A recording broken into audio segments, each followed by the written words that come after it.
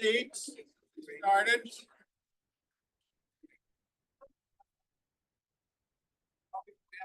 Agenda this evening, so I'd like to get started right on time.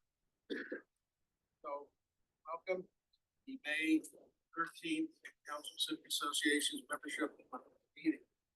I'd like to ask everyone to please rise. I'm in nice.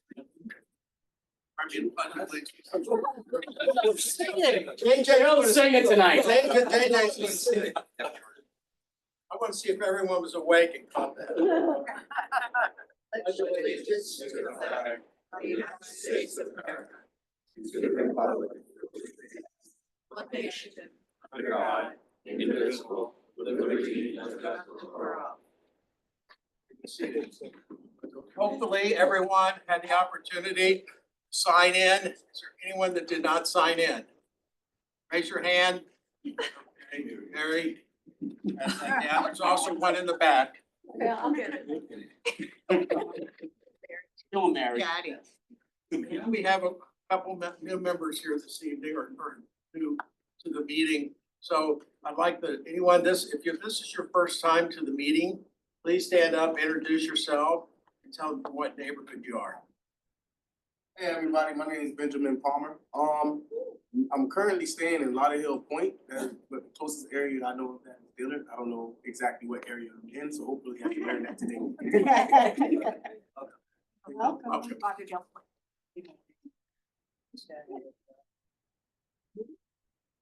Hi, everybody. My name is Alexander Florence. I'm the Vice President of the Youth Civic Association in Progressive Village, alongside JJ as the President.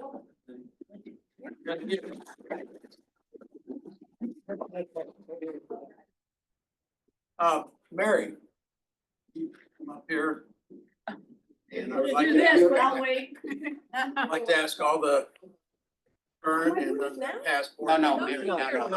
Please, he told you to go up. I didn't like this bell, it's too small, so I'm gonna give it back to you. I want a big bell, like this big. Come on, all the boys, come on, pass it. Aw. Listen, I don't want this back. I'm trying to get stuff out of my house, but I like the. We had the fires last time and this didn't get them in time, That's so. fine. Oh, that's beautiful. So, on behalf of the Council of Civic Associations, I'd like to present the entire board, Aw. past and present. Mary Peliquin, President, for the years 2020 to 2024. Thank you for your gracious leadership. No, and what a gorgeous, oh, no, it didn't say that. Mary, I have to personally say, I mean, even from the past and the ones that came off the board, members, you put together a great team. Thank you. I was very fortunate to have all you guys. I really mean it. How many times would I say that at a board meeting? Like, can't do this without you, right? I said it many times, like, don't leave me. At the end of every board meeting, please don't leave me. So thank you very much. It's been my pleasure. And it's a little shocking how much time I have now. You get a picture. Hey, you want to take a picture of it? Someone will take a picture, please? Hey, Vanessa's coming on. Come on, Vanessa. Look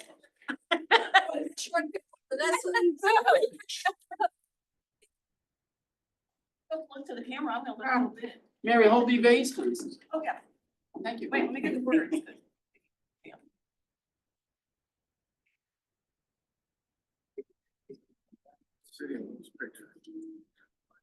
Thank you. Thank you. Thank you.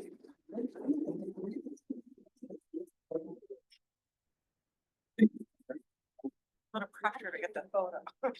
You got a good one. Okay, we're going to start in the meeting program. First up will be behind us for Lauderdale PD. Give us an update on what's happening in the current state of affairs with the police department and crime, whatever you want to talk about. So, I wanted to tell you guys about an event we're having, next month in June. Before that, is there any police-related questions or issues you wanted to bring up to me? Anything in your neighborhoods? All right. So in June, we're gonna be having a firearm safety event. So one of the biggest issues we have in the city are crimes of opportunity. People leaving their cars unlocked, leaving their key fobs inside.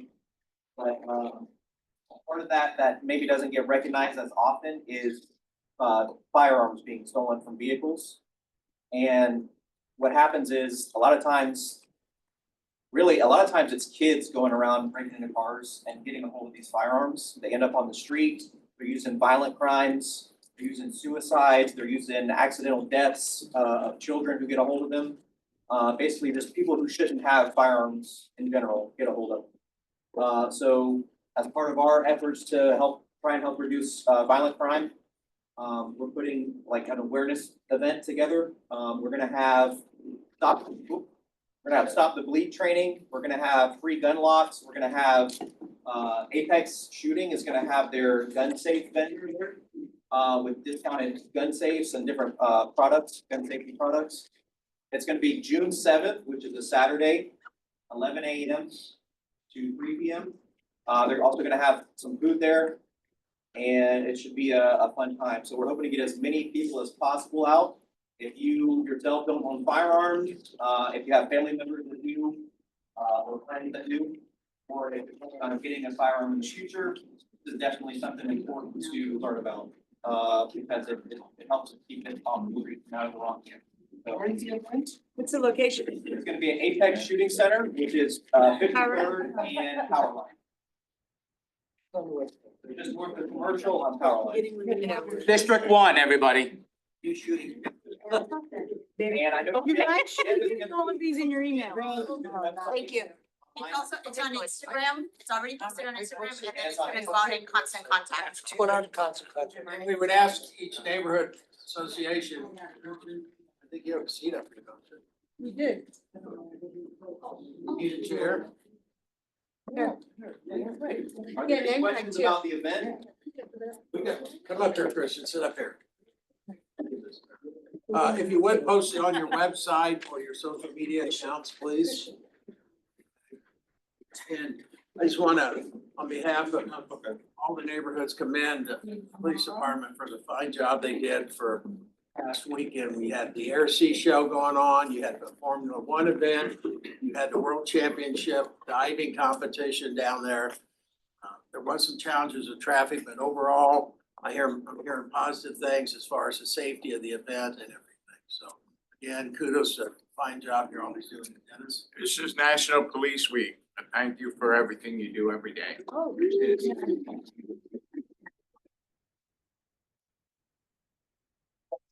So Officer Rodriguez, who you guys, the young lady that you guys usually see in here with me, she's actually in DC with our honor guard team. So they're up there and representing, so.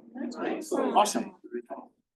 And at some point, they'll be coming back and they'll talk about the speed camera school zone enforcement. I can give you an update. About a month ago, the city commission rejected the 2 vendors not to accept the bid. It's back out to rebid for the selection of the vendor to set up speed zone cameras in school districts. And at a later date, you'll be coming back talking about when that will go into effect and what schools. I think there's 4 high schools and 8 elementary or something and some charters. I haven't been given updates on that yet. Yeah, so we'll get it, but I just want everyone to be aware and whatever the enforcement policy will be, you know, how many miles over this, you know, it's 15 during certain hours and then 25 for other normal daytime hours. So they'll explain that, but just keep it on your radar screen. It's coming. And the fines for speeding in a school zone are pretty hefty, like about $150. Yeah, it's more than just regular speeding fines.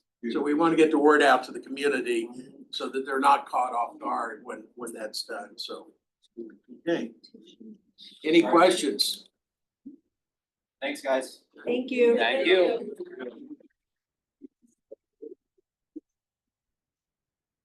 Keeping up with what we've been doing the past few months, having a district commissioner come in and talk. Tonight, we have District 4 City Commissioner Ben Sorensen. come in and speak with us. We've had last week or last month, I think, Commissioner Glassman, before that was Dr. Pittman. So with that, Commissioner, I'll turn the floor over to you. Thank you.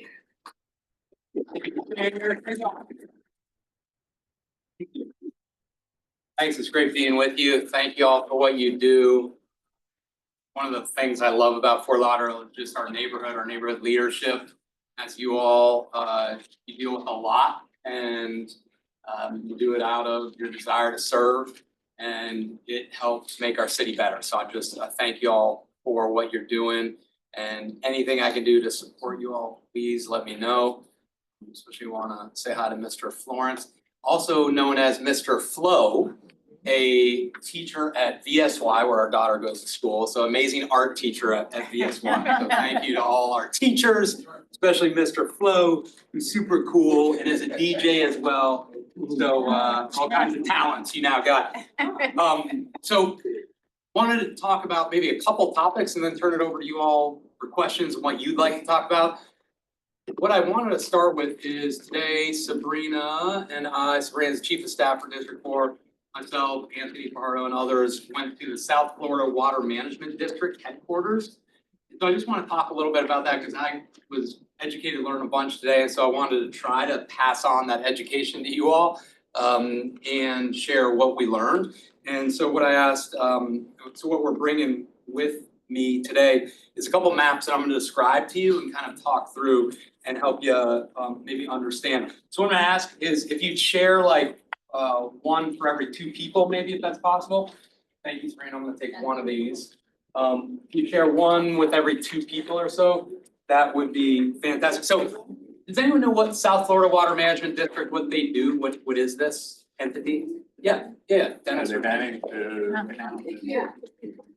Good. Water level. Exactly, yeah, exactly. So the South Florida Water Management District, they manage various canals. Not all the canals in Broward County, but some of them. And so the state is districted into about 5 water management districts. South Florida Water Management District, if you can picture a map, it's basically everything south of Lake Okeechobee. It's all the South Florida Water Management District. So what I'm gonna do is kind of point you first to, let's start off on this page. The section 203, it's kind of the big page, if you can see that. Here, you guys take, did you get one? Here, you take this one. I have 2 more for you guys. Yeah, I'll share over here.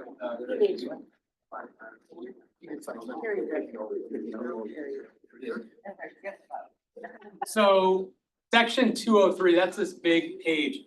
So section 203 is a state statute under which the South Florida Water Management District can initiate a study in terms of water flow, flooding in a certain area. So what they've undertaken about 2 years ago is a study in Broward County to evaluate how is the flooding, what's the impact, and what improvements can be made. So that's what section 203 is. Furthermore, there's various statutes you can fly under in doing a study and then implementation. I'll save you all the details, but basically 203 is the most expedited way to evaluate our flood impacts in Broward County and Fort Lauderdale and then move towards solutions. So it's great that they've really expedited this under section 203. Okay, now, if you look at this bigger map, what you'll see orange here and then blue here. Now, what the orange is basically considered upland parts of the county, and then the blue is kind of downstream or parts of the county. So as you can imagine, most of Fort Lauderdale is considered downstream. Now, water flow in most water management districts in South Florida Water Management District flow west to east. That is what happens in our district, okay? So Florida Water Management District controls the flow of water on the canals they control, water going west to east, okay, fantastic. Bottom line, as you all already probably know, one of the challenges with that is when we have big rain events that rain across Broward County, it rains west and east, and the challenge is as water falls west, it starts moving east towards us. which then can impact us more significantly than our western neighbors. So what the Water Management District has been doing is figuring out how can we better move water and lessen the impact on our eastern community. Okay. Now, if you move, and there's just great info here you can read later. If you move to this map, so it's a smaller map on front, at the bottom, it says Resiliency Flood Study Alternative A. So what they've done is they've done, a lot of very good analysis, and they've come up with basically 3 alternatives for ways to improve the water infrastructure. What I gave you here are 2 of the 3. Now, if you take a closer look at this alternative A, I just want to point out a couple things. If you look at alternative A. Okay, first thing, if you go to kind of the southern portion of that map and you'll see C11, which is in blue, C11. What that's indicating is a canal that goes east and west. You see C11, that making sense? Okay, great. Now, move up north a little bit and you'll see blue lettering that says North New River Canal, okay? Another one that's going west to east, and if you can kind of identify on the map where that canal ends is right near the airport, okay?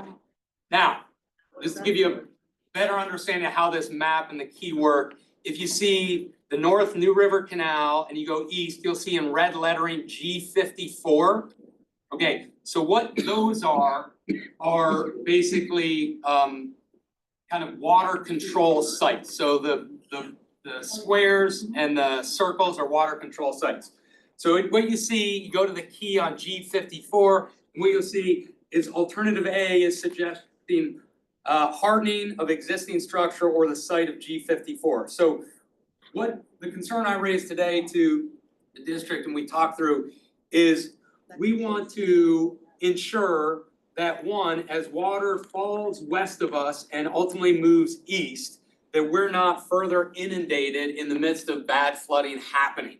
So the improvements of these, what's called spillways or control gates, is very important to us to ensure they can remotely monitor what's happening east and west and then remotely adjust on the spillways, the control valves, how much water rolls eastward. And so one of the big things I was really emphasizing to them is, please, as we're impacted east with water, by bringing more of the water from the western communities into us, exacerbates the problem and was one of the challenges we faced, if you remember, in April 2023.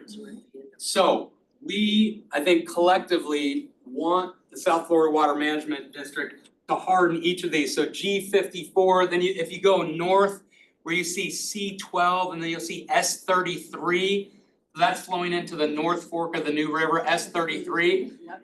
Okay, and what you see there, it's a green circle, and you see part of their plan is to increase pumping capacity, site hardening there, and then you can kind of keep going north and you'll see the additional sites. And then if you go north of S33, you'll see like a little, I don't know, it looks like a Pac-Man or a C that's green. You see what that's a new gateway, new gated spillway they're planning. So again, the idea is to better monitor and prevent increased flow into our neighborhood. So that's what this plan does. Now, let me just pause there before I go to alternative C. Is that making sense so far? You understand why this is important? Okay, it matters to us? Okay, great. Now go to C. So just flip the page and you'll see alternative C. So this is one especially I'm interested in. I like alternative A, but I'm also very interested in alternative C. So now go on alternative C and go down to C11 at the southern portion of the map. And what you'll see, if you kind of look, it's kind of hard to see. You'll see arrows that go east, and then you'll see some arrows that go west on that, you see. Okay, what do you think that means? Yes, exactly. So what alternative C contemplates is the ability to pump water from us into the Everglades, which is something that's very interesting to me because there are times where we're gonna get more water east than west will, And thus, that could be a helpful part solution to our flooding.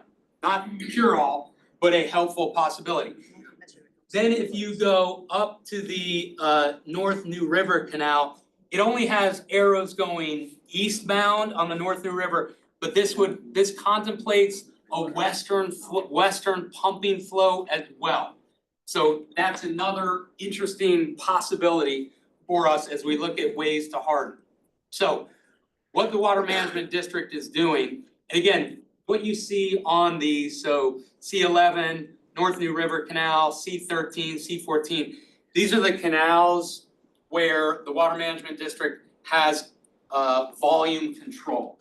So they don't control all the canals, but these are important ones that they can control. So there are gonna be upcoming public participation meetings, and we'll get these to you when they happen, so that we can advocate for our communities on the east. And one of the things I'd encourage us to say is, hey, we would like bi-directional pumping possibilities for what we just described. And also, we wanna make sure that we're hardening these sites to remotely control and monitor the water flow eastward as it comes. Okay? So let me just pause there if that's making sense. This is a very important part of our flooding impacts, and so that's why I think it's helpful for us to be as fluent as we can around this project. Now, just from a timeline, so they are going to combine these three alternatives into one alternative, and that's gonna happen around August, September, so this is happening fairly soon. They're gonna go for final kind of public input, August, September, October, and then ultimately what they're gonna do is going to bring a final plan to Congress and saying, hey, Congress, this is what we've come up with, this is what we would like, so Congress, please fund us. Which, as you know, who knows what Congress might do, but their analysis so far is this is something that they've been working on for a while, Congress is fully up to speed on and thus far supporting, so the likelihood of something like this moving forward is actually very high. The total dollar cost is unknown depending what alternative they choose. It would range probably in the total cost around $600 million to $1.5 billion, give or take. So that's where the infrastructure improvements would be. The second piece we asked today and talked about is, are there further flood mitigation controls they could put on the eastern kind of coastal basin, which is, again, going back here to that blue area. And so the first phase of this contemplates what you see on the first two alternatives. The second phase would be additional pieces they could add kind of east where we are. That's South Florida Water Management. So I'll stop there for questions, comments. Yeah, no, George, however you want to go ahead. You're pumping in Everglades. How does that impact the Everglades? Yeah, so what they do with the pumping is, as long as it's not like contaminated water, they are very able and easy to pump westward into the Everglades. So they said it's doesn't have an impact from an ecological standpoint. Yeah. Wildlife. We don't know until we do it though, right? What's that? We won't know until we really do it. Yeah, but it's rainwater, so they're saying it's you know, not a, yeah. As a contingency plan, because, you know, funding is a big issue with Congress. Yep. Cutting back on funding and things can get drawn out for years. Do they have a stopgap measure that can address the flooding as a result of the additional airport runways to manage that in the waterways? If it's something they can do, the county and water management using state funds to fix that problem. Yeah, so Bill's asking about flooding due to the airport runoff and so forth. So we're meeting with FDOT and the county and the airport entities. Sabrina, when is that, next week? I think it's next. Yeah, I think it's next week to address that, because yes, so South Florida Water Management District, aside from Section 203 study and implementation, they have reoccurring funding to, yes, address things like dredging of the canals to increase water capacity and storage, as well as water impacts from the airport. Yeah, you want me to just Go point ahead, the questions? Okay, yeah. So during the flood, the last flood, Yeah. there was from what we were told, an epic failure on lowering of the water levels in the canals. Cause we had water coming over our, over from the canals into the neighborhood almost immediately. And so is this, because there was, what we were told, a lack of communication in knowing when to lower the levels in the canals. And that is what inundated us and Edgewood. And you're talking about, the airport, you know, we need to do something with Osceola Creek. Cause that's airport, the water came into Edgewood, it's supposed to flow north down Osceola Creek, goes underneath 84, comes back up to River Oaks. And our side is still like a big clog. And if nothing is done, dredging, cleaning, doing something, they did the south side of State Road 84, but they didn't do anything in River Oaks for our side. And we're just set up for, failure again, for the water just to come up over, because there's nowhere for it to go. Yeah, so, no, all good points. So the communication, I've heard the same thing as you heard, Ted, about why the water levels weren't lowered earlier. And so that's one thing so they have a control room in the South Florida Water Management District where they monitor all water levels. And that was a big thing that we talked about today was we've got to really improve communication regularly prior to, during, and after. So one of my reasons to go there today was because I want to see eyeball to eyeball who's running the show. I want phone numbers so that we can, in addition to city staff, I want to be able to call them up, talk to them about what's happening in real time. So my hope and expectation, belief is that communication is going to be better. How fast can that happen? So, You know, to get it, I mean, Yeah, is it a day or is it hours? Or- they have remote, they can remotely control, I forget what the number of canals total they have, but they can remotely control more than half of their canals immediately. Now, that doesn't necessarily mean an immediate water drop, because they have to balance this. Are we serving the east side and damaging the west, communities? So it's that balancing act, but they can do this very much real time. Oh, good. They have 2 meteorologists on staff full time there at the South Florida Water Management District. So yes, I think we've got to do a better job communicating. I think we're gonna get there. Airport, completely agree. We've got to get a solution for Osceola Creek. Yes, the city dredged the south portion, the north Right. portion, and Marco and Anthony, you may better articulate this than me. But I think the north portion of Osceola Creek is there's a private ownership there that's limiting some of our dredging. Is that County. Is it county owned? There is a portion Okay. that we don't have jurisdiction over. Yeah. But it's my understanding that there's easement in place that we might be able to use, so we're checking on what that would look like and see if we can utilize that to. Yeah. There's a CIP put in place for that in public works, so that would be. Okay, I'll follow up. Sabrina, if you could just make a note of that, I want to follow up. Yeah. So when it comes to actually redirecting the water, does the city have that power or is that a county thing? Who can make this one? The redirecting the water that South Florida Water Management District controls? But well, in case we have a heavy flood and hey, we need some help. Yeah, so that's us picking up the phone and calling South Florida Water Management District and saying, hey, help, we need to recalibrate. Yes, we can make that immediate call. Absolutely, yeah. 2 questions. One, what are the metrics that Congress is going to use to evaluate whether or not they're gonna Yeah. go over the hump? Yeah. The second, based on that April flood that we had in the city, Yeah. wasn't there an MOU with South Florida Management and the county to try to mitigate that excess flow coming east? I don't know about a MOU. Anthony, are you aware We're of not that? aware of an MOU, but we are in direct, communication with them before, during, and after storm events. I can check to see if there's such a It just document. seems to me that there was something that was signed to. I'll see what I can find. Yeah, I'm not remembering something, but yeah, so we'll check into that. And in terms of the congressional process, so it goes to House subcommittee first, and then if that passes through committee, then it goes to the broader House. I don't know how they analyze it, but from what I'm being told, this is a high priority project that really shouldn't be a problem from a funding standpoint. Is it being driven by the Army Corps? Army Corps is a core part of this, yes. The Army Corps is part of this, involved in this, South Florida Water Management, the state, the governor, support across the board. One more question. One more question? Yeah. You go ahead. Two more and then Yeah. you go on with the presentation. I was gonna ask, what is the contingency plan for funding this if, you know, something happens at the federal level and the funding is not? Yeah, bake sales, bake sales. No more food, we're gonna have to, I don't know a contingency plan, cause it's a big dollar amount. I don't know where else we'd get it unless the state kicked in some degree of money.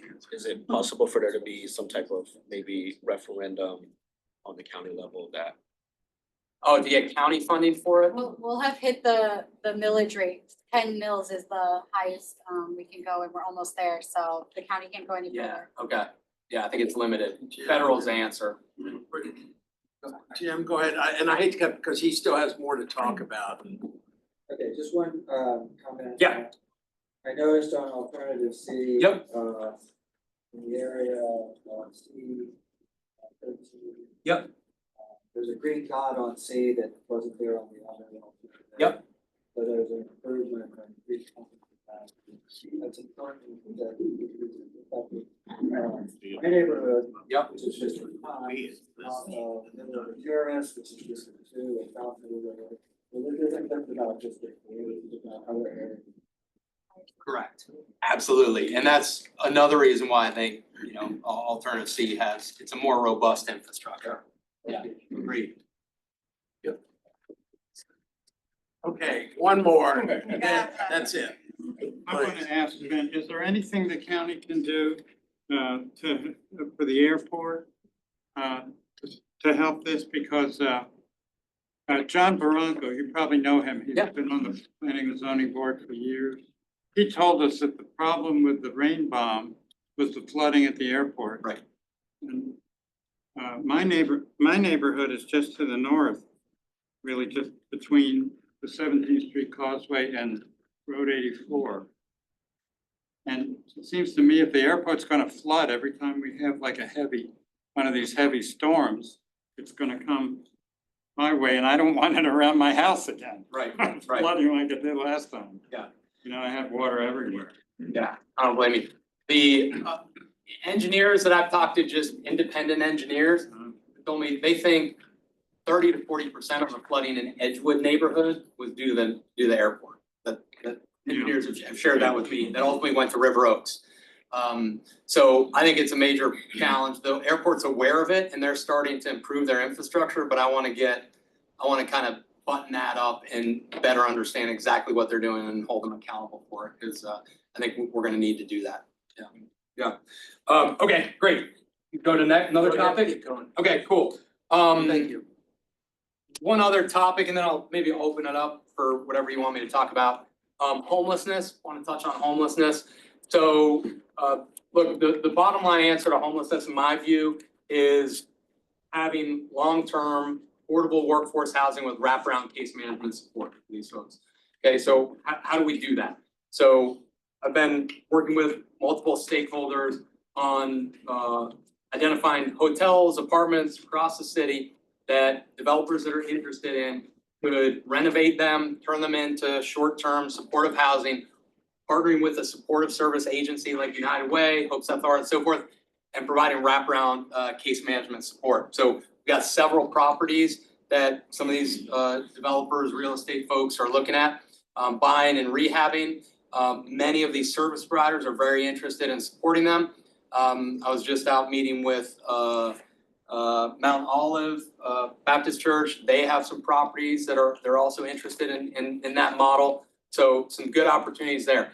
In addition, we need to be able to enforce our municipal ordinance, which requires no camping on public property. To date, the Broward County Sheriff has not been supportive of us incarcerating individuals at the jail who are in violation of any municipal ordinance. Our city manager is working on with the sheriff to explore opportunities to better partner. So that's ongoing. I view that as a last resort, but it's an important part of our solution. In the short term, we're also working on some safe parking programs where churches have offered to have overnight respite for folks. So that's another option that we're exploring. And also, I'm a big believer that Food sharing on street corners or street parks is not a good idea. It's, and look, I've spent a good bit of time working with homeless folks. It's basically giving them a fish but not teaching them how to fish. So the better solution is moving food sharing to sites where you have professionals, support service agencies that can not only help feed them, but help provide wraparound case management support and so forth. So I'm working with many service providers right now and some of these food sharing partners to find better locations to better support the folks they're trying to serve. So that's another piece I just wanted to share from a homeless standpoint. Yeah. Commissioner, I'm on a homeless committee. I haven't heard anything about any of those except for the parking lot, which we're forwarding with a thumbs up. Yeah.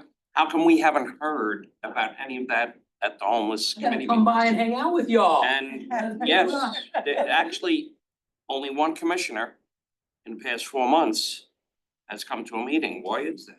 I don't know, we gotta fix that. When do you guys meet? Our community outreach director, Vicky, has been attending, but yes, we will get Okay. to the next one. What day do y'all meet? Thursdays. Thursdays, what, first Thursday? I think it's the second Thursday. Okay, I'd love to come, so Rita, if you can make a note of that, that'd be great. And how much money is the city willing to throw into solutions? Yeah, so right now we spend $12.6 million a year, 12.6 million a year on homelessness. So that includes our homeless task force, police. So you think that's too much or? No,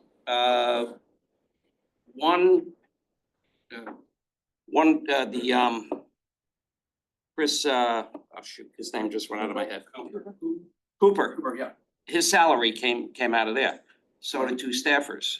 okay, So, you know, when I heard that number, Yeah. you know, it's like, no. Most of that goes to housing. right, So it's not 12 million. And I actually whacked it up. I said, you know, you could take bags and put $15,000 into a bag and hand them to every homeless person in this city and probably get more accomplished. So I know it's not a good idea, but I'm looking at how we're spending money and saying, is it helping? And the answer I'm seeing yeah, is no. okay, yeah, sure, yeah, I think when you were talking about what the developers were willing to do. Yeah. Homelessness is not really a one size fits all thing, and I think really what a lot of us see is more of the chronic homelessness. And is that where the chronic homeless would go into something like that? absolutely. Yeah, if you remember the encampment, there was an encampment in Stranahan Park years ago. I spent a lot of time down there. We moved all those folks, many of those were homeless, into affordable workforce housing. But the key, in my experience, has been wraparound case management. So addiction recovery, mental health treatment and so forth. That's where you really have to provide those services to address the chronic. I mean, we just like Oakland Park and Federal Highway has just gotten like worse. There's Yeah. people just sleeping on medians. Target has been infiltrated. Yeah.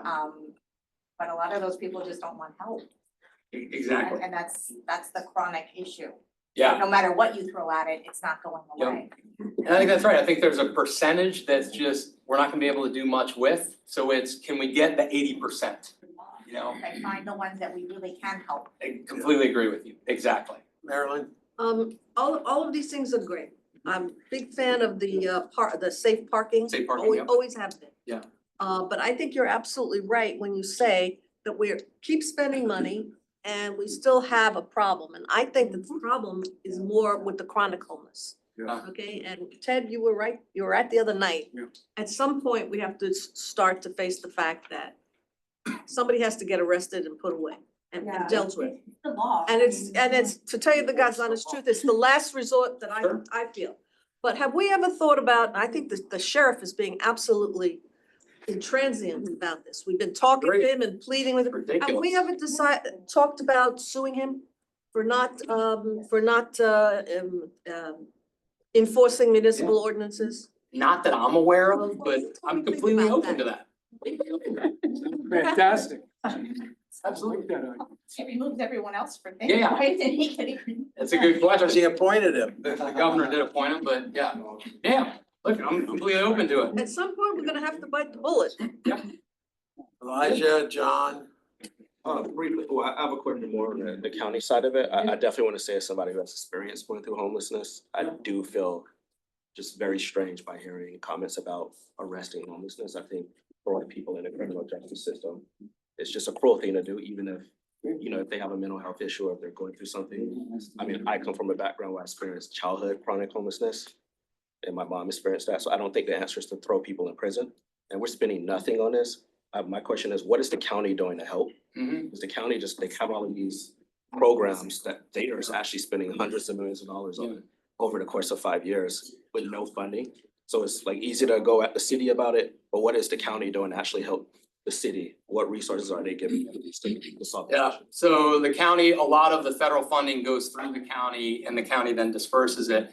And so one of the challenges with the county is they've been, as you've seen probably in the papers, is they've been unwilling to put forward solutions. Like, you remember they were considering the micro homes, they nixed that.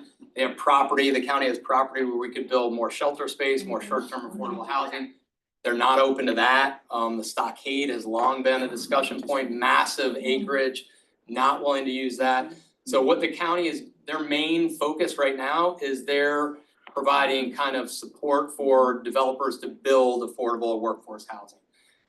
Is their main focus, which I wish they would do more.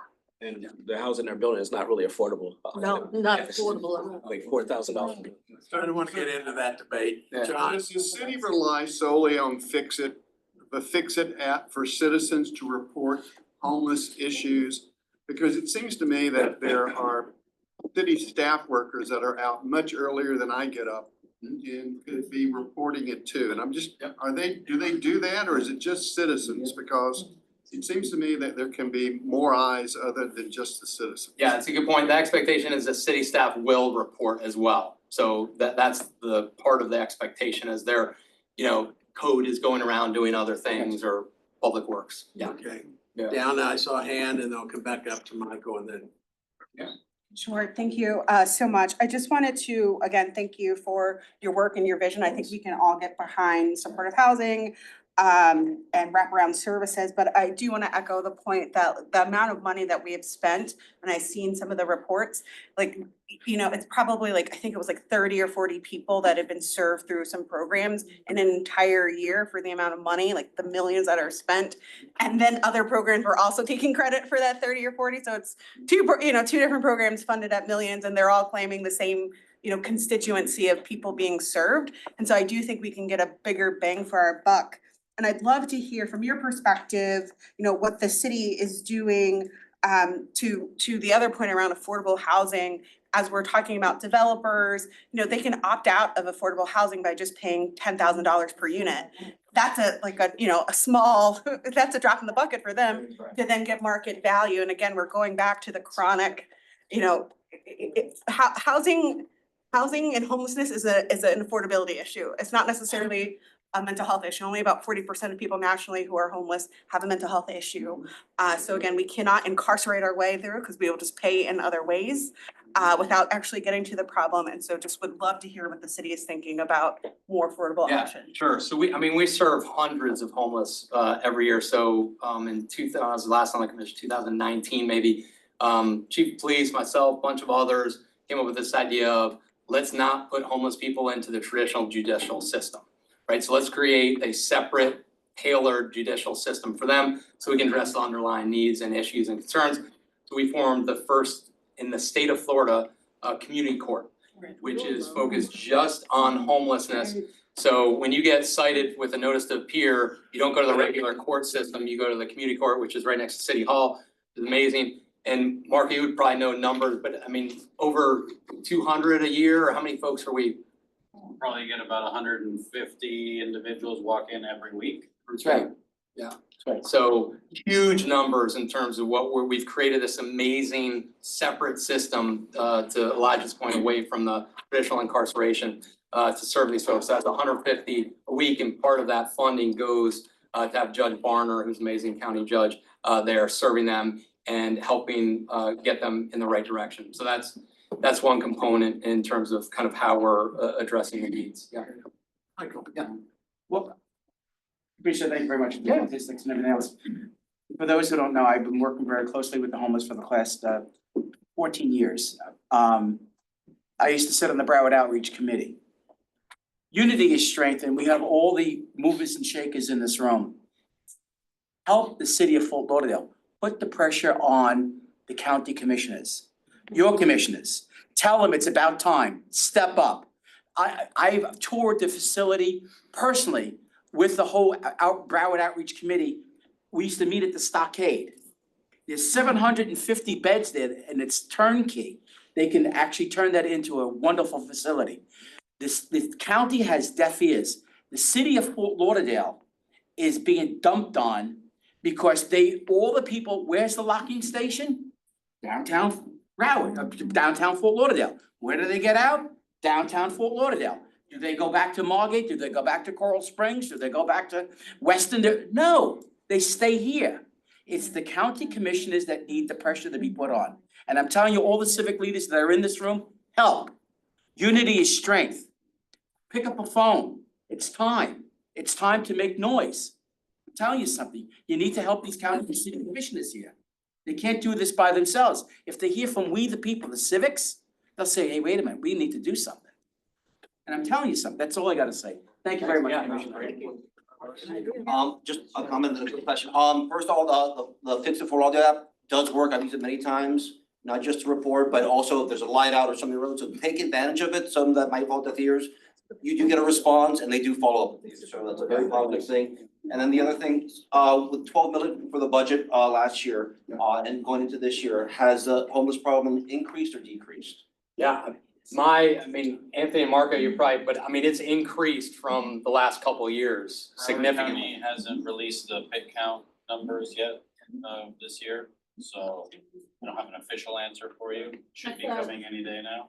That's the point in time census count that happens January of every year. But it's a transit, it goes up and down because you had a cold winter up north and they saw a big influx coming south this year, more than usual. It only happens once a year, which is important. Say again, Anthony? So it only happens once a year, which is important to note, because as Bill's pointing out, it can vary throughout the year depending on what other factors are going. Yeah.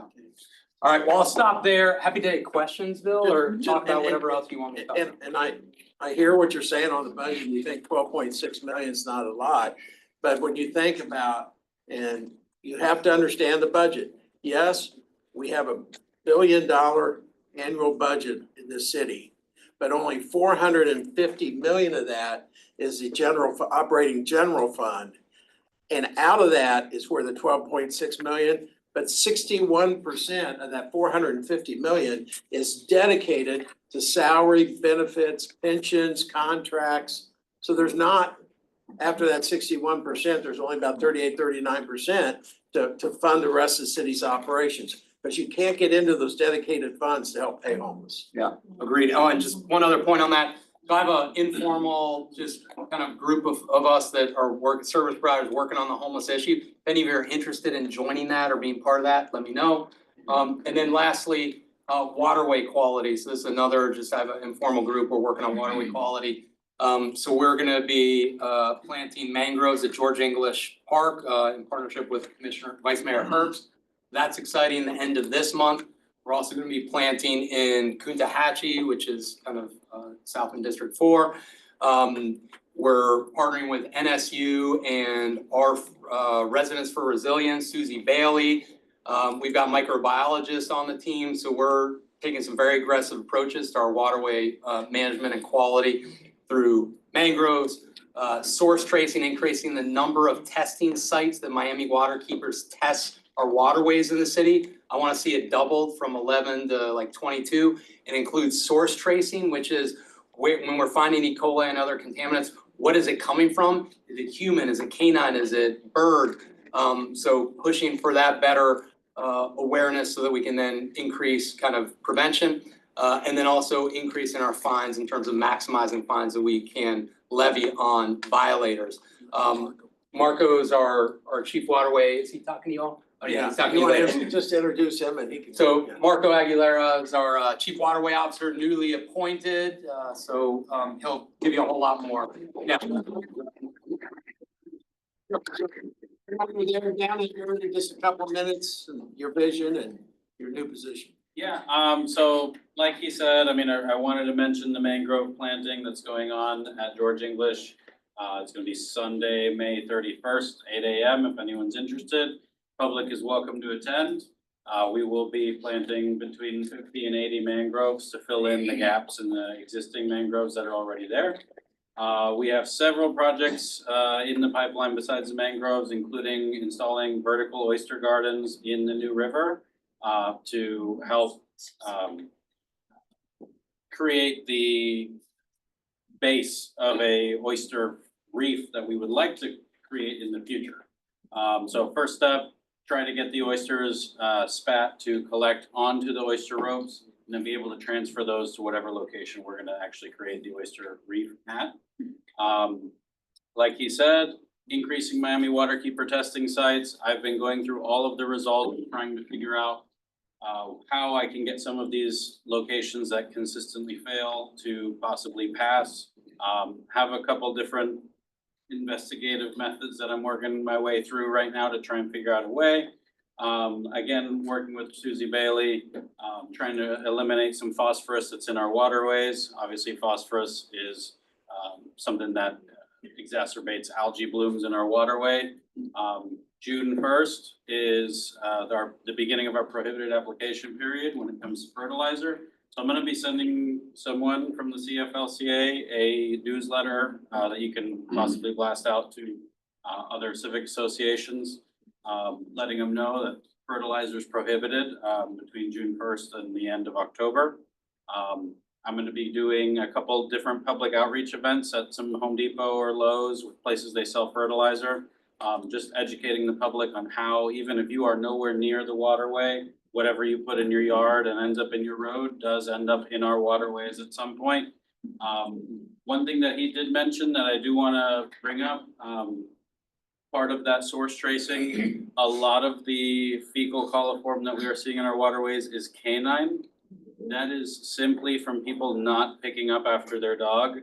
With sufficient rains, it eventually leaches out into a storm drain, into a roadway, or even into your backyard if you have a canal, and it ends up in our waterways. And that's where it ends up breaking down. So a lot of the not safe to swim markers that you guys see, a lot of them are just because of canine fecal bacteria.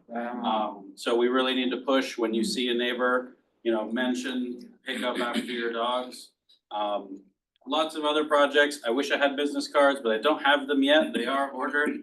But I give you guys my phone number if anyone wants to follow up or ask me any questions. It's 954 828 5787. 954-828-5787, and it's 50 cents a minute. And he will come to your civic association, homeowners association. Yes, 100%. If you guys want me to go to your individual civic association meetings, I would love to visit. Again, get in contact with me. We'll schedule a time. I'll go out and discuss any specific topics in that area. You repeat your number again, Mr. 954-828-5787. What's your name? My name is Marco Aguilera. Right. You spell Marco.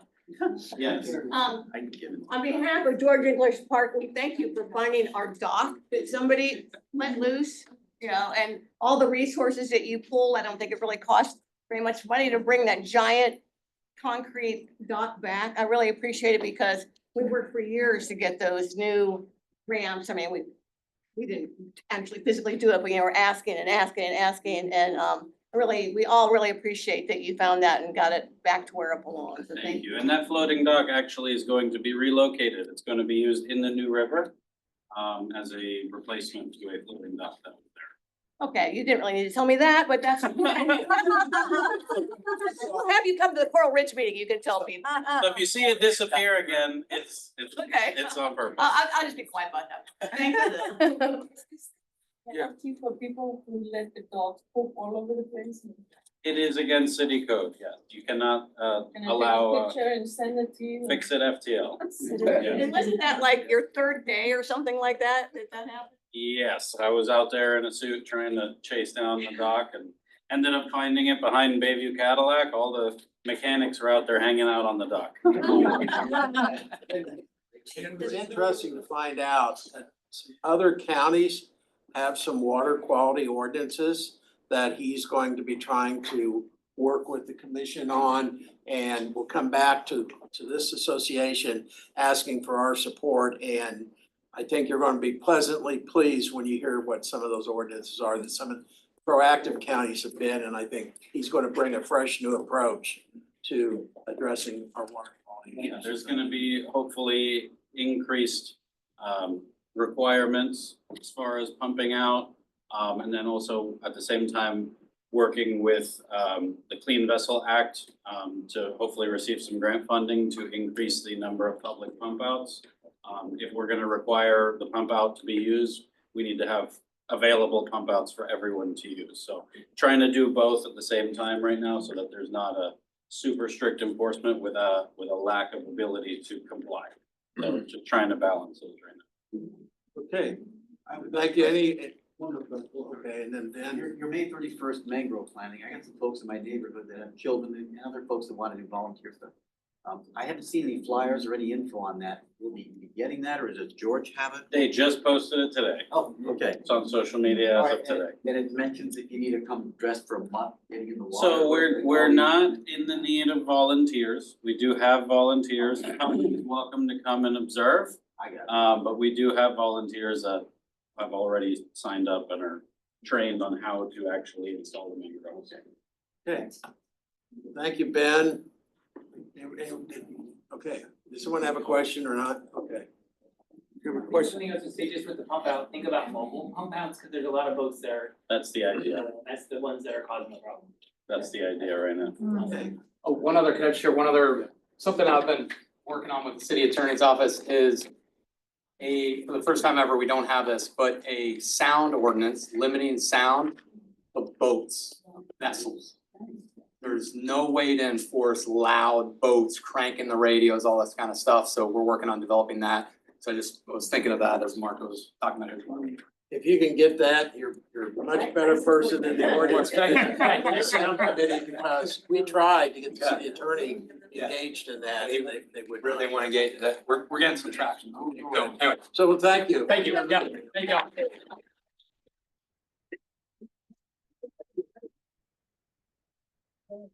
Okay, because of sunshine, we have two members of the Charter Revision Board here. At ease, everybody, at ease. So they can listen, but they can't give opinions about what we're talking about. Next topic. So our designee for the Charter Revision liaison from the council is Jim Concanon. Jim's been going to all the meetings for the majority of them. And Jim, I'm going to give you the floor now to talk about where we're going. Thank you, thank you. Good evening, folks. Thank you for the opportunity to talk to you all. I'm gonna just do a quick orientation of what we're gonna talk about tonight, and then Anthony Fajardo, since city manager, has a slide deck that he's gonna go through, and then I'll wrap it up at the end. The objective of this presentation tonight is to give all of you, all the presidents in the room, all of the district representatives, an opportunity to go out and speak to your communities and get feedback on the charter. And I don't know how many people know what the charter is, but we're gonna hear about it from Anthony. And we would like all of you to participate in these outreach program that we're gonna start launching in June. So Anthony, why don't you take it from here and go through that, and then I'll give a wrap up of how we're going to execute that. Because we do have a plan to execute how we're going to do this outreach program, and it's gonna depend on each one of the district reps to affect that.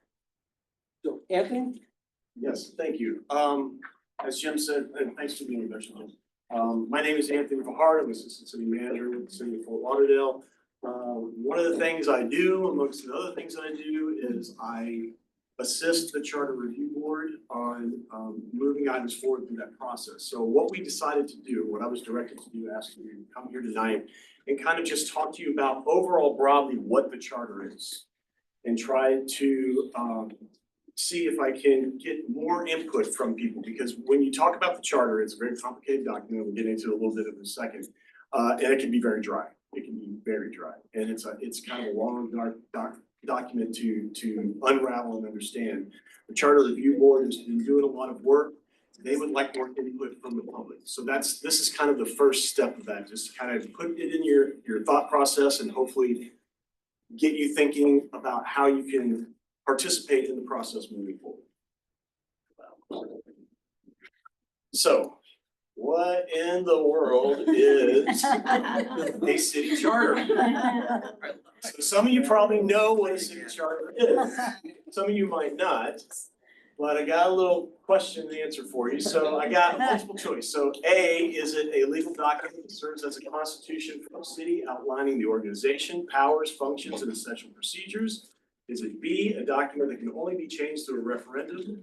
Is it C, a giant written document with 11 sections, 97 subsections, 37,049 words, and a whole bunch of cross sections that will put most people to sleep in about 3 minutes? Or is it D, all of the above? It's D, all of the above. Yeah. So I'll get into a little bit of this later, but it is a legal document and it is something that tells the city how they can do things. This is actually from the charter itself. This is the first section, and it's a very simple statement, right? But it's very important. The city of Fort Lauderdale is hereby created, which shall have all governmental, corporate, and proprietary powers to enable it to conduct municipal government, perform municipal functions, and render municipal services, and may exercise any power for municipal purposes except as otherwise provided by law. So basically what that means is this document is our constitution. It says what we can and cannot do.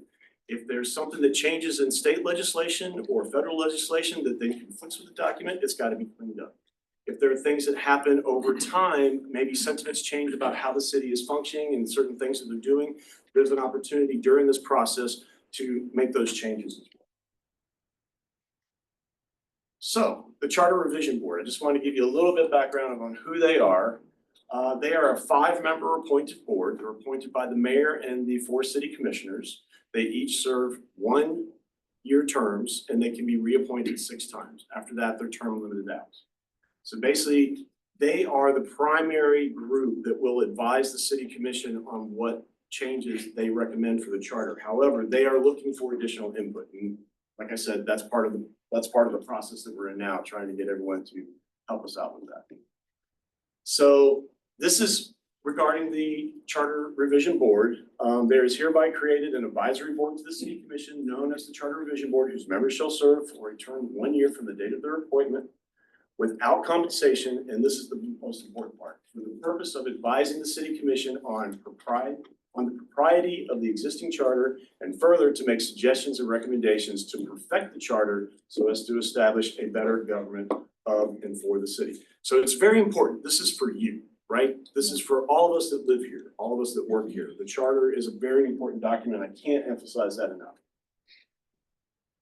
So just to give you a flavor of who's involved with the Charter Revision Board, of course, the board members that I mentioned, but this is one of the few boards that have all the charter officers represented, right? The city attorney's office is there, though primarily the interface with the Charter Revision Board to develop the language because it's got to be legal, right?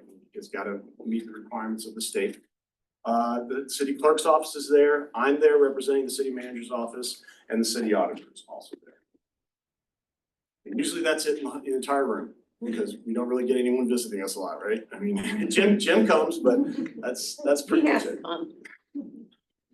All right, when was the city charter established?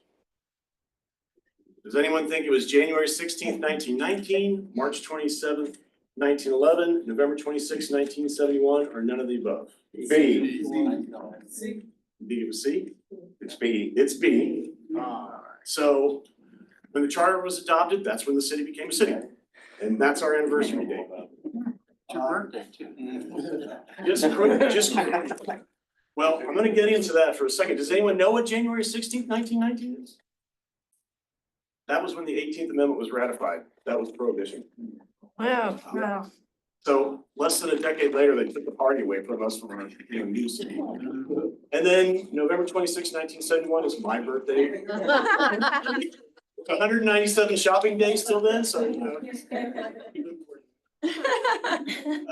So how is the charter changed? As I said, it's done through referendum, right? So election cycles is typically when we do it.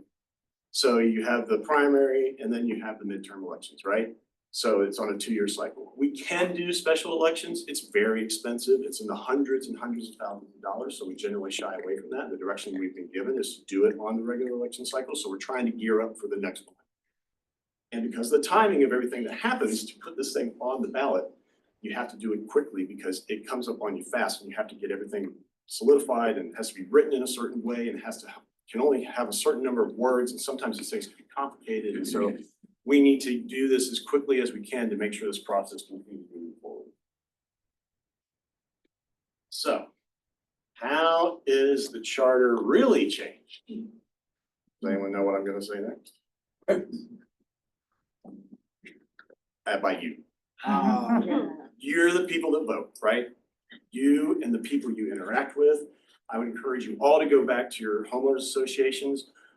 Time permitting, I'm willing to come and talk to individuals if I need to. We really want more input. It really is going to be the people that are out there that go to the ballots and vote on these things. So it's you, it's the citizens. So community feedback is critical, right? That's something that we're looking for. But we are trying to figure out ways for you to all stay involved. So, I'm here at the council. This is a great forum, and I think this is a wonderful setup that the city's, been blessed with for a very long time. The fact that all these homeowners and civic associations come together and have this kind of conversation in a group setting. But you can also attend the charter revision board meetings. We'll make them as fun as we can. We've started bringing snacks, so we entice anybody with a little bit of food. We also developed an online survey. So just to get into these a little bit, what we'd like to do when we come back to the Council of Civic Associations and some of these other settings is to bring you topics, right? So broad spectrum topics that we can drill into a little bit more and get your feedback on. As things change over time, for instance, one of the questions is, do we want to maintain a city manager form of government, or would we like to entertain a strong mayor form of government? We'd like feedback on that and see what you think. And so when we get to that point, we'll come back and we'll have that kind of conversation and maybe get some questions that we can answer and maybe get a consensus on where the mindset of the community is on stuff like that. There are charter revision boards, just so you know, first Thursday of each month, 5:30 in this room. So now you know where it is. You're more than welcome to come. And then this is an online survey that we've developed. So Spotlight FTL is something that our Strategic Communications Office has been using to push out different aspects of the city that we want to engage citizens on. This one's spotlightftl.com/charter review. We tried to draft the survey so that it elicits feedback on different topics. They're broad.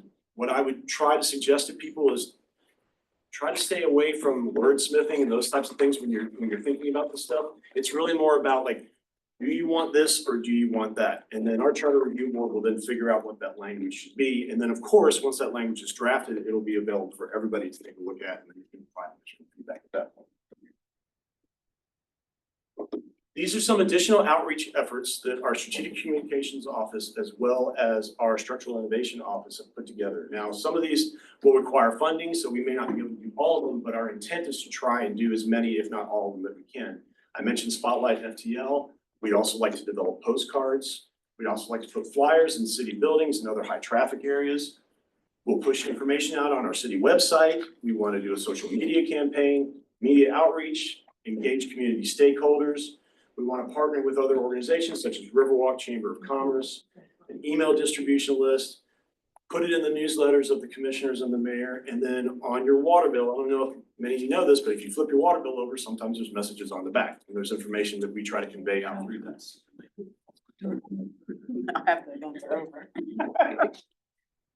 So Jim, I think this is your slide. If you want to just jump in real quick. So I mentioned that we have a plan, and the plan is to engage each one of the district representatives to set up a meeting in their district.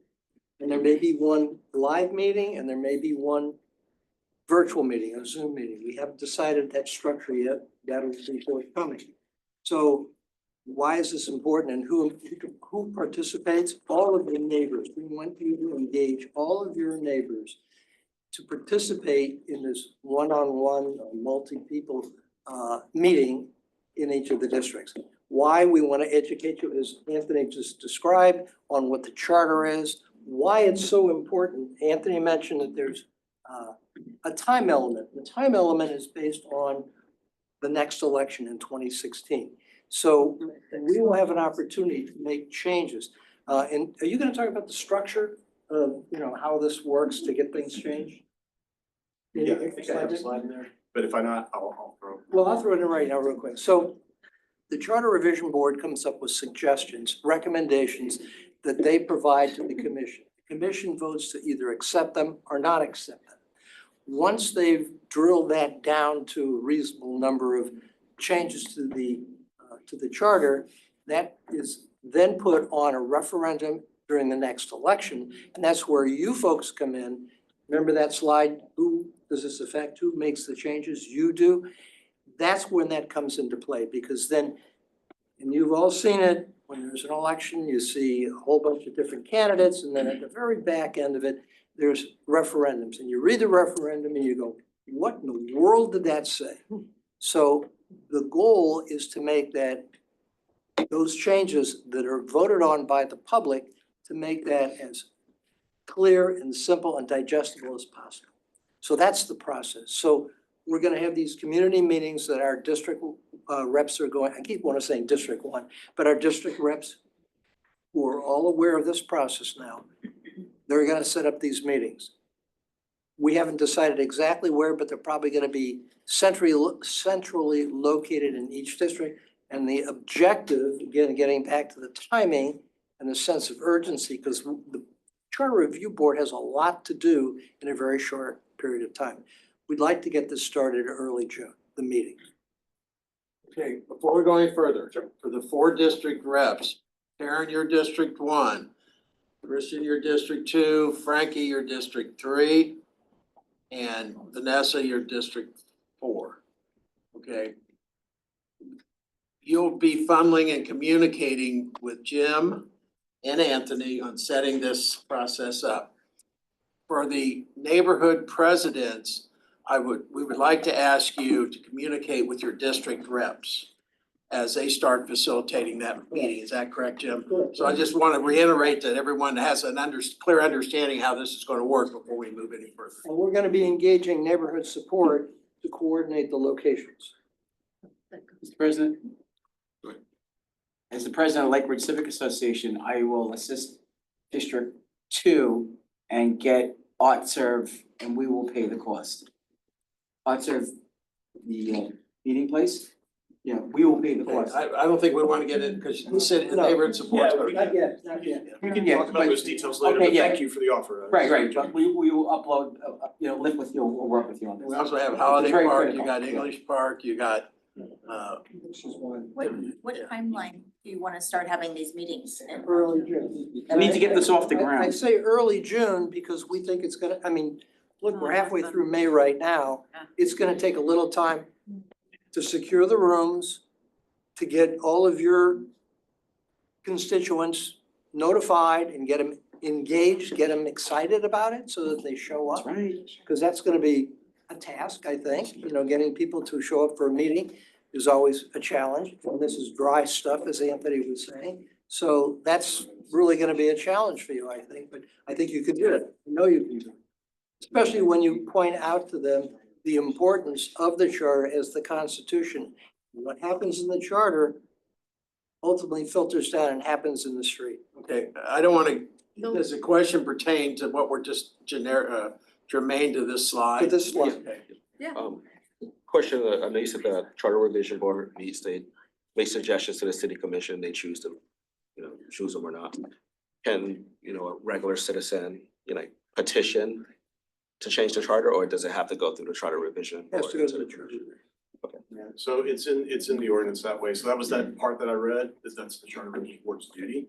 However, the reason it is a public meeting, they are posted and they are video. I think it's live now. Yeah. So I was you gonna can say that. watch them We watch and you can can attend watch and you it. can provide that feedback directly to them. Relative to this outreach effort, I have a suggestion. The Charter Revision Commission made a bunch of recommendations to the city commission in May, I think, a couple of months ago before, and they didn't make them in a timely way, and there was enough blame to go around for everybody. But I think it would help people to understand how important this is if you could give a list of what the commission's recommendations were. And those things really affect us.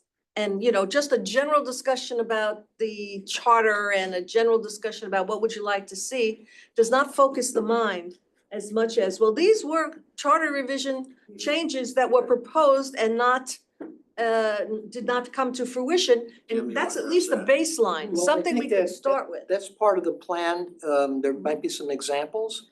There's a lot of big pieces, but I think, and that's not for me to decide, that's for the board to decide what's gonna be discussed at the meeting. Right, so I'm just, a couple of, that's my suggestion. And our goal is to push all that information out and make it accessible to everybody. If you go to the Spotlight FTL page that I mentioned earlier, those broader topics are already listed there. So there's like a preamble and it talks about those kind of bigger ticket items that we've heard over and over again, that we've run by the Charter Revision Board as the thing we think that we are gonna focus on, because that's the kind of the conversation that's going on. And then the survey, but we can definitely push out additional information. There's been many memos with lots of backup material. It's a lot of reading. So if you like that kind of stuff, we got it for you. We can provide anything. It's there. Yeah. Down at the bottom, takes an hour to get there, but it's there. Okay. John, you had a question? Yeah, I think mine is kind of what Marilyn was saying, is some kind of bullet point that you could Yeah, share I with don't us. wanna, we're getting in the weeds on that Right, tonight. yeah. All right. This is just, we wanna keep, More they got an details to organized come. plan. We're gonna bring you back. Yeah, I'll be back. Stay I tuned. promise. Stay tuned. Unless I win the lottery. It's just a win. All right, so the big question mark, would this be the end? If we get through this process, would this be the end? The answer to that is absolutely not. The charter is a living document. There is no sunset on the Charter Revision Board. As, like I said, as things change, legislation changes, makes some of our sections of our charter invalid, right? So the Charter Review Board may not meet in a couple of sections, which has been done that in the past. Right now, we have a lot to work on. Our city attorney has identified what are referred to as glitches because of those inconsistencies with some of the state legislation. And then we've had input from the community over time regarding different topics, right? So, and those are what we'll be drilling down to as we go through this process.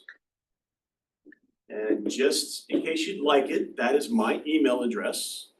I also give you my phone number. I do better with email, to be quite frank, because I can do that easily from my phone. But I'm happy if you want to email me, have any questions, if there are any details you'd like, I can provide it to you. I try my best to respond to email within 24 hours. But I am one person, so just, be patient with me if I can't get to it right away. But if you'd like to email me, I'm happy to do that. Jim, do you have anything to wrap up and then? Yeah, I guess if you have any questions, you're more than welcome to email me also. I'm gonna put this PowerPoint up on the website and it'll probably go out in constant contact, a link to it. So you'll have it, all of the district reps will have it, everybody in this room will have it. And I would encourage you to share it with all of the people in your community. If I could just dovetail onto that, the survey would be very helpful. If you could just push it out to everybody you know. It's not a super long survey. I think it would be very helpful to the Charter Review Board to kind of get an idea of what's going on. Give it to everybody.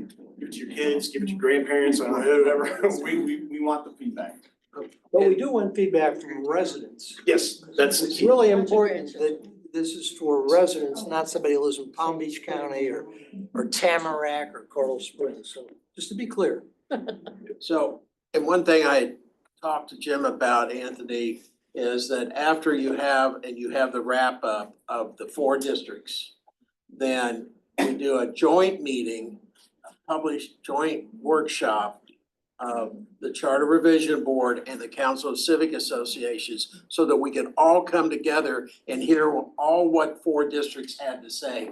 So that District 1 might say something, the district, it might have some, and then therefore, we have a collective voice amongst all 4 of us. So we're taking small pieces to build the pyramid, okay? You see where this is going, so, and by doing so, by having a published joint workshop, it does not violate sunshine law. No, I think that's doable. So, Anthony, on this board, is every commissioner has someone representative? They do. They do, okay. Your district? Three. Three. That's it, because we did have some recent, people, put up for certain districts and. Dr. Hankerson that sits on representative. Nadine? Yeah, Nadine, yeah, Okay. yeah. And she, Nadine is very. trust me, yeah. She's great. Elijah? Just wanna make sure it's like as democratic as possible. I know there's a charter revision board and commissioners appoint who they wanna appoint to that board. How responsive are they to citizens if citizens petition or citizens say, I want this? Is it up to the board to decide? The revision boards themselves? Yeah. So they don't, that's kind of hard for me to answer. I mean, it's incumbent upon each individual. I know for some boards that I've liaisoned at the city, some of the board members are very responsive to residents and applicants and all kinds of stuff. Other board members may not be. I can tell you, the 5 that I've been talking to seem like they want that input, right? So I think they're gonna listen. This is a volunteer role. Some of them have other jobs. It kind of spreads them thin, so they can go to that meeting and that's probably all you can get out of them, plus the review of all the backup material, but others that have more time may be able to offer that to you. But you just have to reach out to the board themselves. My recommendation would be come to the meeting and have that discussion. Okay. And just kind of advocate for what you believe needs to be in there to the board themselves. I've been there, and the survey is that the only way they take the public outside of just a public meeting in the survey? Cause I have ideas of what I wanna No. see in the charter. So I don't- that's Your district meeting. right. So through your district meeting, you can email me if you've got comments you want to include. I will give it to the liaison. I will say it's a small team of us that does this, right? You have the 5 members and then the other charter members, myself and Jania Robinson, who's the liaison. So we try to put all the information together as best we can, but we will give it to them. So I'm happy to take that. If you want to send it over to me. Okay, All right. thank you. More to come. Okay, Jim, thank you. Anthony, thank you. We look forward to having you come back. Moving on, we're running late here. Let's move to council business. Mary, proposed bylaw change. You were chairman of the bylaw committee. Where's yours, Mary?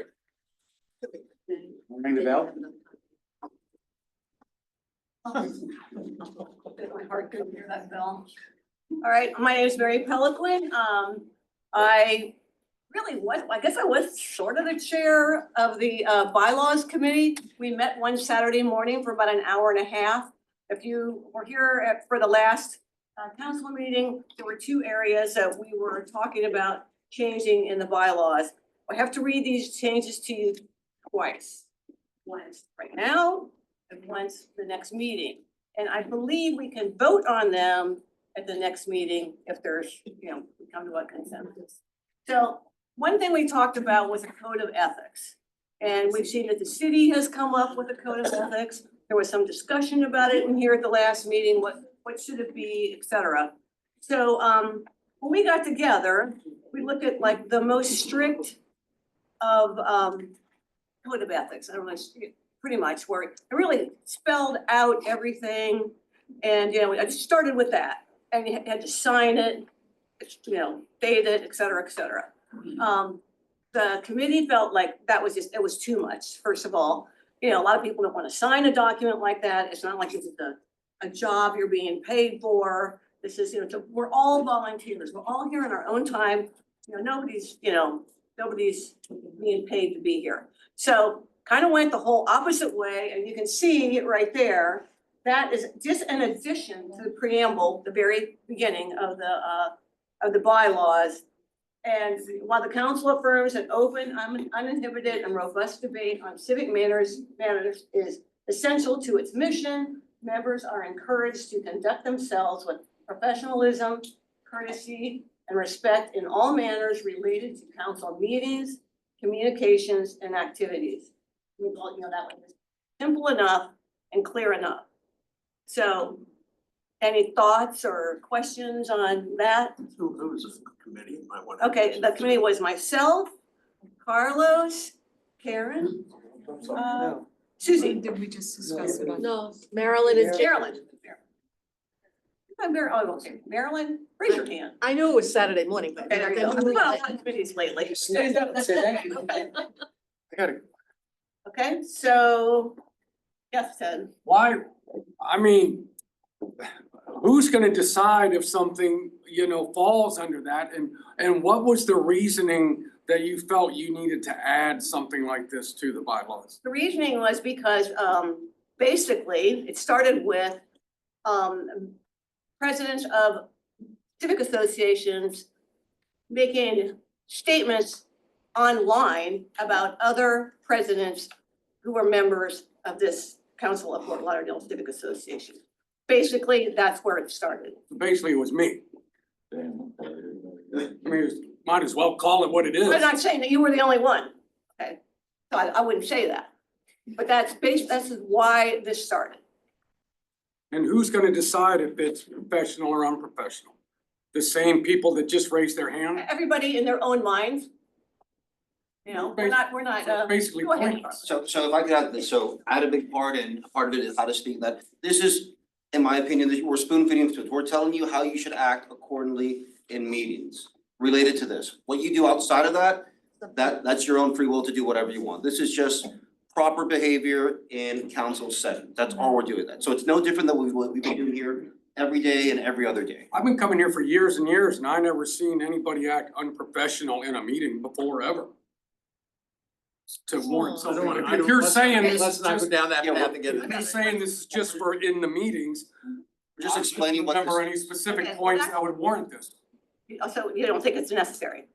If you just said it's for meetings, then It said I never it's seen no related to council outbreak in a meetings, meeting. communications and activities. Marilyn, Well, you know, this is like your mother. You know, your mother would tell you to, you know, be nice, okay? And I think that it's not, it's the kind of language that you would put in a professional organization. We're a group of volunteers and we should be very kind to each other and respect each other.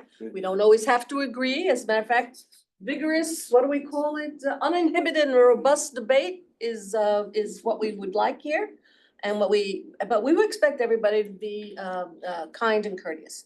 Nothing wrong with that, Ted. Not against you, not against anybody. I've been here longer than you. I've been here years and years and years, and trust me, there have been some very ugly situations. And, you know, there is no police that's gonna police this. You know, there's no charter or there's no bylaw police that come out and slap your hand.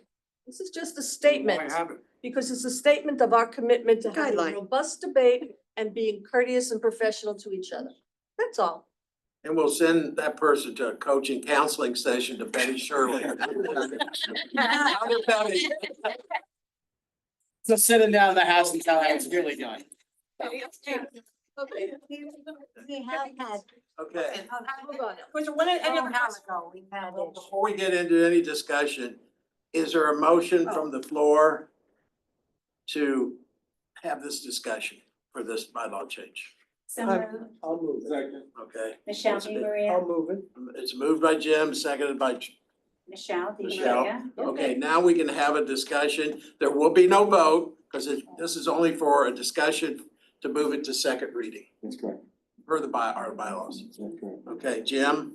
Yeah, so, Mary, are you looking for word input or editing at all, or is this it? What are? Well, what would you Well, I suggest? kind of, what we just discussed, we say encouraged. And that requires us to be mature adults and conduct ourselves in that way. Why not say required rather than encouraged? And if the person is deemed not, throw them out. Can I answer that? Go ahead and answer Yeah, I that. would like to answer that. We talked about that. And the feeling was requiring or demanding or insisting is not consistent with a voluntary organization. I think we should encourage people to be good. And if you change the word to required, then you gotta have a court and you have to make decisions and you have to, was it or wasn't it? And then what happens? We're gonna throw you out? No, we're not gonna throw you out. We want you here. So that was the discussion over the encouraged versus required, So I so. guess then to Ted's point, Marilyn, if it's just encouraged, you can act out and be an asshole here and nothing's gonna happen, right? Yeah, that is true. That is true. If anybody wants to act like me, act out. Hold on. Mary, what if? So JJ, To me, it's very easy. It's like your marriage vows, right? Florida is a no-fault state. So why have marriage vows in the first place? It's to remind people that there is a certain way to relate to people that you're around. Now, does it have the force of law? No, just like your marriage vows. It's a no-fault state in Florida. You can get a divorce because somebody sneezed on you. This is the same thing. It's just to remind people, hey, listen, be civil to one another. We're different. We can look around the room. We are different people, but that's why we're stronger, because everybody has a different set of views, and that is better for the city. But having said that, we still need to be civil to one another, listen to one another, and respect one another. And I think that's really what this language does. I think like you're saying, and use the word expect, that's not requiring whatever, but you expect that people act in a professional and courteous way to others and add to that respect their opinions. You know, everybody has their own opinion, but you respect what they are offering. That's an interesting word, expect. Expect to be at a meeting. It's not bad one. I relate this to teachers back in the day. They could be so rude at meetings. You expect people to act in a professional way if they're at a meeting and act appropriately. Simple. yeah, and then Michael. When we. Then we're gonna move on to the next section. There'll be more, and if you have suggestions, send them to Mary.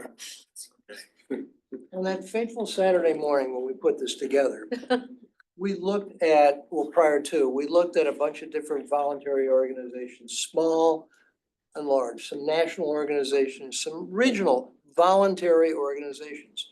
And from that, we came up with this wording because we were using that as a benchmark to see what would be appropriate and what wouldn't be appropriate as a, and I'll say what JJ just said, a reminder. And that's what this is. It's a reminder. It's just a tap on the shoulder. We all have arguments. We have them with friends. We have them with our girlfriends and boyfriends and spouses. And sometimes you just need a little reminder to step back a little. And that's what this is all about. Michael, then. Justice Brennan would appreciate you using his words from the 1964 Supreme case, uninhibited and robust debate. You know, this, yes, we're a voluntary organization, but I think we also fit under quasi-governmental agency. No. Okay, all right. But my question is, define communication and activities. Oh, wait, we could do, how many angels are on the head of a pin? And it's not gonna profit us any because we'll be here forever. Correct. This is the suggested language. We're hoping that, you know, everybody sort of understands what the concept is. And I like expected, but you know, encouraged is good too. So we could do this all night long, but this is the proposal that's on the table. And please take it home, think about it. We're gonna discuss it again next meeting. And you know, you vote accordingly. You vote accordingly. If you can live with it, fine. Michael, I bet it lasts, and then we have another Another section. So you have a parliamentarian also as an officer appointed by the president and also a sergeant at arms appointed by the president. What? No, not he, it doesn't say right there. It doesn't say right there. By Robert's rules, the offices that the president, he appoints a parliamentarian. And the president also appoints a sergeant at arms. And that's to keep rule and order within the room. Anybody acts unaccordingly, they're asked to leave. It's like in any other meeting that you go to. Correct. Period. Let's go on. Let's Okay, just move it. so- Thank you. The second change we want to make to the bylaws, if you can recall, when we were looking for people to work, to be on the board, we were constrained because whoever was gonna be able to be voted to be on the board either had to be an alt or a rep for a civic association in good standing with the council and with the city. And not always are those people that, you know, want to have an extra job working on the board. Also, a lot of the positions have become technical, and not everybody is as technical, has technical skills. So, we have changed the words, eliminated that they had to be an alt or a rep. And it is, Keep going, yellow. page 3. Right there. So to be eligible to run for office, a candidate must be a current resident of the city of Fort Lauderdale and must be affiliated with a member civic association in good standing. Affiliation may include, but is not limited to, serving as a designated representative, alternate, board member, or approved by the president of said civic association as an active participant of the association in good standing. If during their term, a board member's association falls out of good standing, or the individual is no longer affiliated with that association, the individual may be subject to removal from office in accordance with section 7. Now, that's a lot of words to say, you don't really have to be the alt or rep anymore. You have to be recommended by your civic association, whether it be a board. Not every civic association has a board. Not every civic association meets every month, but you have to be recommended by at least your president and, you know, and be in good standing with your civic association. Mary, I just had a question. Was there a strikeout for this before? Did you strike out It's language? a replacement. Or is it just a It's a replacement. What was the initial? I I can mean, read it generally again. when there's a bylaws change. Why she's doing The that bylaws is are on there, the website. But yeah, I I have it know, right here but too. when you're presenting a bylaws change, generally You're right. speaking, you strike Yeah, out exactly. the language so people can see what the change was. That's how we it will, was. Right. we'll send that out, Jim, we can send that out for next week. I have a question. How is this gonna work in an election if someone's nominated from the floor? Excuse me, what do you mean? Well, I guess. Dennis, what do you mean? If If somebody. someone is nominated from the floor at an election, how is this gonna work? Because they It haven't still has been. to be, it still has to meet the Yeah, it still has to qualify. Yeah, and they'd have to bring But that. how is that gonna work? They're not gonna know at the time of the election, because they can nominate somebody from the floor at the very time of the election. How are you gonna verify with the civic association that that person is indeed somebody that they would want? Oh, I see what you're saying. Because you can nominate somebody at the last All minute. right, let me think about that. Well, okay, then we can address, Mary, let's. We can all say they have to have a letter. Is there a motion to move this forward for further discussion? Okay. Yes. Further discussion, yeah. Jim, second, Troy. Yeah, the other thing I wanted to point out, our current bylaws say this has to be sent out in writing 60 days. In the bylaws say. Yeah. So it needs to be sent out in writing. Okay, We can do we'll that. do that, and then we'll move the vote till. The next meeting. We'll follow by law. Let me just Thank you, read what it said before. To run for office, candidates must be the appointed representative or alternate from a member association in good standing. So that's what's removed. Members of the board of directors must also be current residents of the city of Fort Lauderdale. That's still in here. Should an association fail to be in good standing, or his or her term, a member of the board of directors is no longer the designated representative or alternate for an association, individual will be removed from office. Okay, So we will send that out. with the corrected. With the corrections. With the correction, with the strikeout. We'll be voting on it at the next meeting. We'll have to follow the 60-day rule. And have more discussion at that meeting. Mr. President, Dennis's point still needs to be addressed Yeah, in this We have to, language. we'll, you're right, we have to We'll address address that. Yeah, we have to probably have another meeting to think about it. Yeah. Sorry, Thank Jen. you for bringing that. We've been doing this for a year. I have a second, right? Thank you. Okay, thank you for that. What, you have? Yes, the committee. The last time these were adjudicated or even addressed was in November 12th of 2019. So, you know. Okay, moving along, approval of the meeting minutes from March 11th, and April 8th, our general membership meetings. I have a motion to approve the meeting minutes. I'll make a motion.